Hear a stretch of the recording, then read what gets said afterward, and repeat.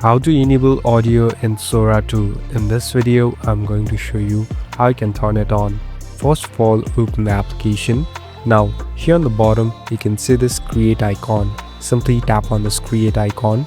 Now, here there's an option called text to video. Simply tap on text to video. So basically, this is the place where you can enter the prompt and change it to video. Here, there are different subcategories and options that are available. Here on the bottom, there's a section called enable audio. So simply tap on it, and here there are two different options. Either you can turn it on or either you can turn it off. Here simply tap on this true button and it's all set to go. So the video generated will have audio. Thank you for watching this video. I hope this video will help you.